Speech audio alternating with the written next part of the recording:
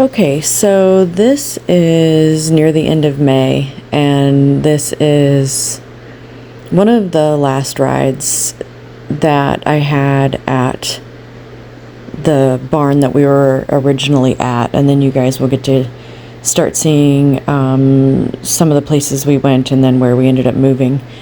I, at this point, had stopped taking lessons, and I was just trying to figure out what I was thinking and feeling about Hickory that I couldn't quite figure out. So every time that I would go to the mounting block, he would like reach for my boot. He would try to bite at my boot. He would try to bite at my leg. It was definitely a stress behavior thing. He would step away like he's doing now. His head was always high. It was always up in a level of like worry, stress, anxiety. Whenever I had the saddle on and I was getting ready to mount. But he knew that he was supposed to stand there, but he was trying to tell me like, no, please don't. And I could feel that, and I couldn't understand exactly what to do. So I started taking these videos, had some different trainers from around the country and locally look at them. They could see the stress and anxiety behavior. They gave me some different things. One was grabbing the rein and walking him around the mounting block like I was doing, so you'll kind of see me circle him around the mounting block. Thinking maybe that might help with like getting the danciness to go away and getting him to calm down. I had one saddle fitter out by this time already, and I was told that this particular saddle would work for him, so I had been riding him in it for some time now. But I started to get this inkling in my mind that maybe this saddle wasn't the right one, or it didn't fit in some way. And it's not for me, it wasn't a super comfortable saddle either.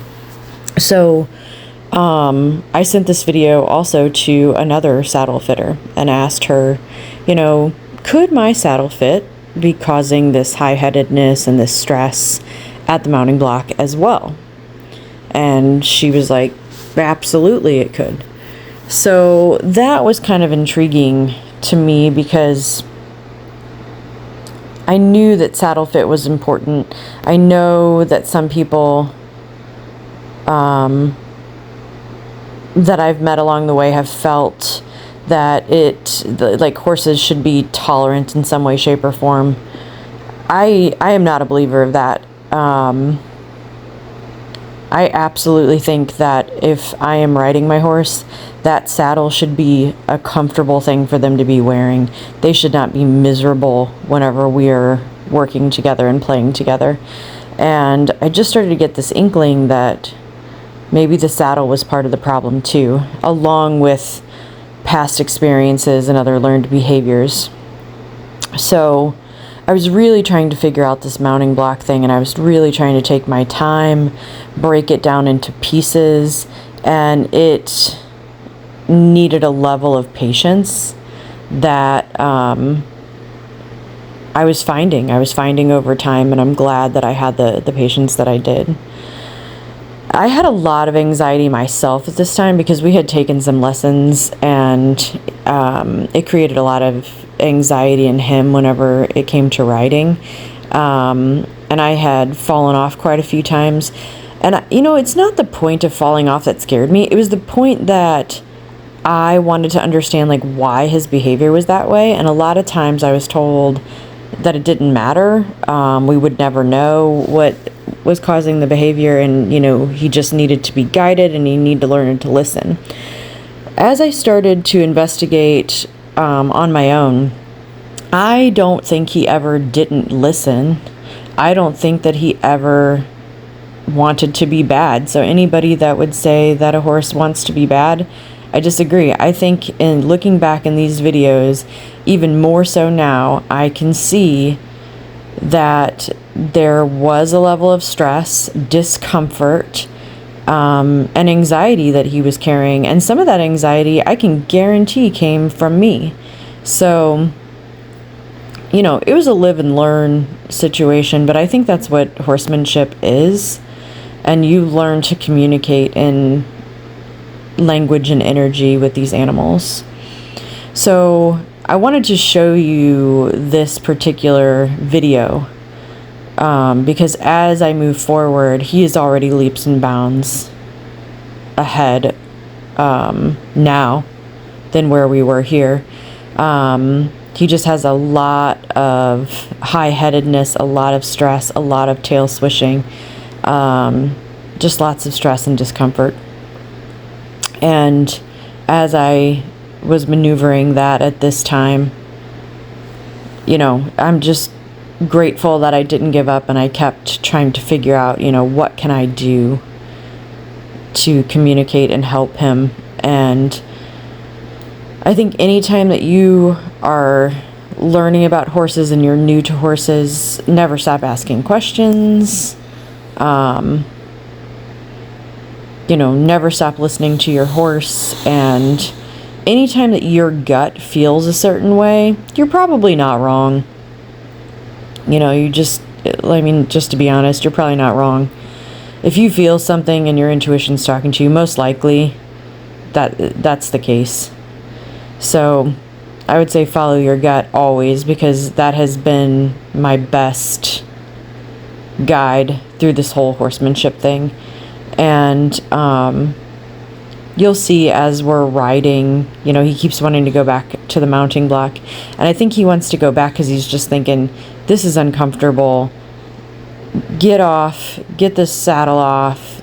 You know, it's pinching my shoulders. You can even see as I adjusted the saddle there, how he was like, oh gosh, you know. So I jumped off and I gave him a little break, and I gave myself a little break because I felt like the anxiety was kind of moving up. And then I revisited the mounting block again. And he does try so hard, even though he's like, no, please, just don't get on. You know, this saddle sucks. The anxiety level, the stress level is up. Also with this that I wanted to discuss was the bit. I had talked with a bit fitter from from Florida, and had kind of discussed some things with her. And then ironically was in a webinar thing for Deanna Price's Shade Tree Stables, and the Spotted Horse bit fitter gal, Chloe, she was on there and started talking about bits. And so as I was trying to figure out, like, is the gaping mouth, reaching down, stretching, pulling the reins out of my hand a discomfort with the bit? You know, I sat in that webinar and I learned about the different bits and what they have to do, and eventually saw an interview with Temple Grandin where she talked about how most horses are started in snaffle bits, and in dressage we tend to have them in some type of snaffle.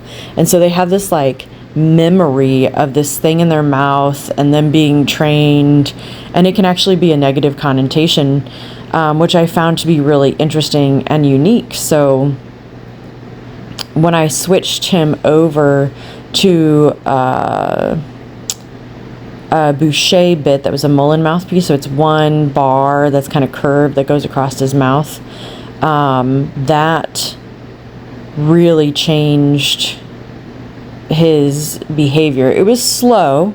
It was a slow behavior change, but it definitely did help.